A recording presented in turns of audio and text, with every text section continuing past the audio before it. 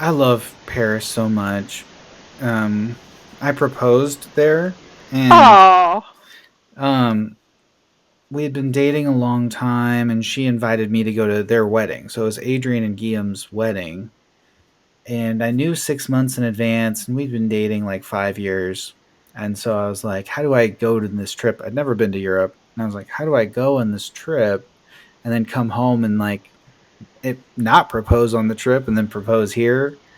So it just felt like that would be the biggest missed opportunity. So I didn't, it was kind of interesting because I'd never thought about how I would propose before. And then when I decided, well, this seems like I can't miss opportunity, then I thought about proposing there, but um I don't know. It's just like I think my wife probably would have liked the proposal like in the rain on a random day, where it was less dramatic.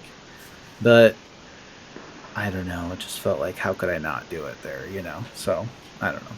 so did you pick a particular spot? Where were you? Um well, I'll start off by saying we went we went for like 2 days. We did some things in Paris and then we did a week in Ireland. And the reason we did that was because Adrian and Guillaume wanted to do like a bachelorette week in Ireland. They ended up doing it also like the wedding was in Grenoble, and that's where his family's from. Mm-hmm. So we got to take a train up there, and it was really pretty. And they did sort of a 1 day bachelorette party. But I guess they knew some people, like they had friends in Ireland that we hung out with that were Irish, and they wanted to do a week there. So we did 2 days in Paris, went to Ireland. Well, when we were in Ireland, Adrian does all the cooking. And so she was making us food every single day, and she got sick. And it's just her way that she would like get sick and cough and sneeze, but like she doesn't really wash her hands or whatever. And like that's just who she is, even C'est la today. vie. Yeah. And like I don't care. Her food's amazing. She's just got this way about her that no one really cares. But we did all get sick. And so she Oh, was sick first, and then I got sick, and then Guillaume got sick, and then now we're back in Paris, and we're there, have a studio apartment, this tiny little place on the sixth or the top floor in the Voltaire neighborhood. I think it's pretty close to downtown Paris. And you come out of the metro, and you're right there. And we're sleeping basically on an air mattress that always deflates every night. We wake up on the floor, and it's my wife's birthday. oh gosh. And I have this whole day planned out. And I wouldn't tell anybody that I was proposing, but I did let them know that something big was going to happen, and they pretty much knew. But I just Uh-huh. wouldn't come out and say it. And we were going to do the catacombs that day. So we had to get up at like 7 a.m. and go get in line for the catacombs. And my wife looks at me like on the floor, and she's like, I don't think I can make it today. I'm feeling really sick. And I just looked at her like, well, we've got a big day planned. Like, you have to go. Like, you have to. And I think she kind of knew because she told me years later that she saw my car parked out of front of her dad's house, like the day before we went on the trip. Oh, I didn't know at the time, but she probably knew I had asked her dad. yeah. So, anyway, she ends up doing the catacombs.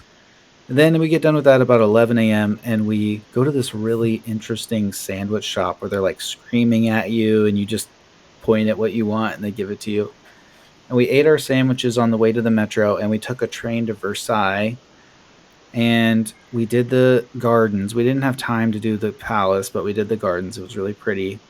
And some other family that was there for the wedding came too.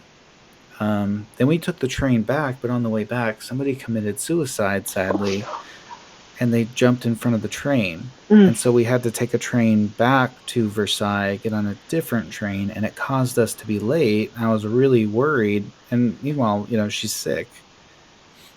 But we ended up getting back at like 7:30 at night to their house. And I had planned on taking her out for a birthday dinner.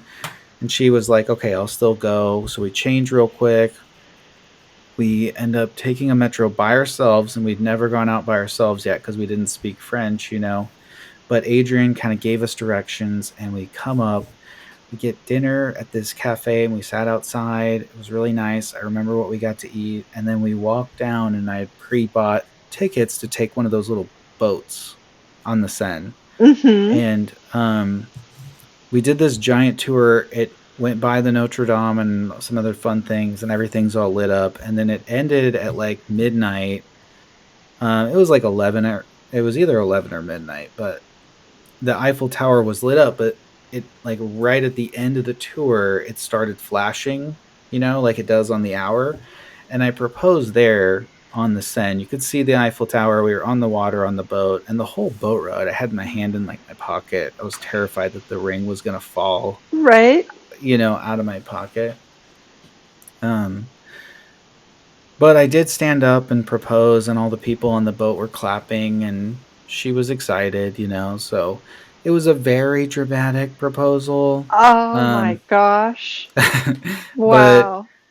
um, she's just not like a dramatic person, so probably not. And looking back, she always says that she doesn't like Paris because she says that the people there are so rude, and that's not who she's against that sort of. She doesn't like that, and she doesn't care. I think I told you she likes the beach, so she doesn't care so much about the beautiful limestone buildings like I do. Yeah. Yeah. So I do sort of feel like that wouldn't have been the proposal she would have wanted, but it's still a pretty cool one. So I'm like, Right. Well, you had the best of intentions. Who would know that you're both going to be sick, that, yeah, there's going to be this horrible incident on the metro, that, yeah, yeah, everything was like conspiring against you. So, but you still made it happen.